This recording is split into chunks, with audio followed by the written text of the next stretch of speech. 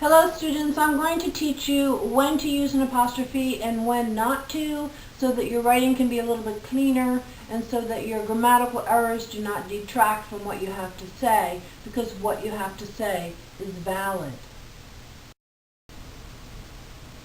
Students, the most common misuse of an apostrophe is to form a plural word. We know that a plural means more than one. So we do not use an apostrophe to make a word plural. And here are 3 examples of incorrectly or erroneously using an apostrophe. I have 3 cats, apostrophe S, no apostrophe. My husband has 3 dogs, apostrophe S, no apostrophe. The zoo has 2 snow leopard cubs, no apostrophe to form plurals. So all of the above are grammatically incorrect, and we don't use an apostrophe when forming a plural. Okay, students, I'm going to show you how to use an apostrophe correctly to show possession. Possession merely means that the person or persons owns something. And so in order to show ownership or possession, we use an apostrophe in 2 ways. A singular way, when there's only one person owning, or a plural way in which there are more than one person or thing owning something. So let's look at the singular possession on the left first. The teacher, apostrophe S, oral feedback. It's one person, and the apostrophe S shows possession. Okay, so say it was I am giving you oral feedback. I'm the teacher, and my oral feedback that I own is going to help you write better papers. The teacher's, apostrophe S, oral feedback. Or the student's, apostrophe S, use of Hacker. That's our writer's reference book. Or Camila's, that's the student's, first draft, a singular person. She owns her first draft. Or the cat's, meow. Cat, apostrophe S, meow. Now let's look over to the right on the plural possession, and we see that at the beginning of the semester you learned a lot about the different teachers, plural, apostrophe, syllabi.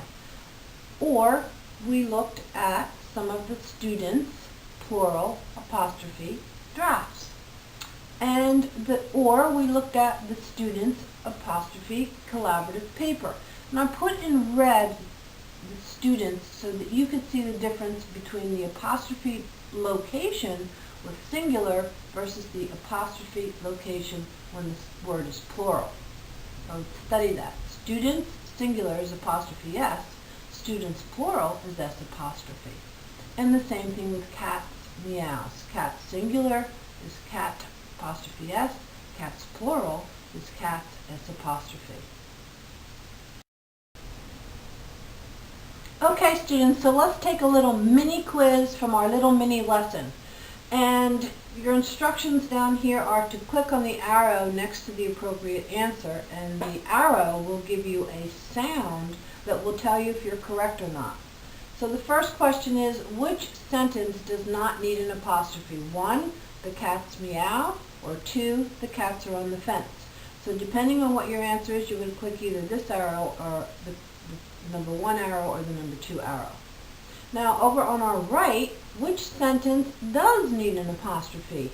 Number 1, teacher's feedback on the draft, or 2, teachers working with students. And then you would click on the arrow that does need the apostrophe, and this is just a little mini quiz to reinforce your learning. The real test, students, in any little grammar lesson is to see whether you incorporate or transfer the knowledge into your writing.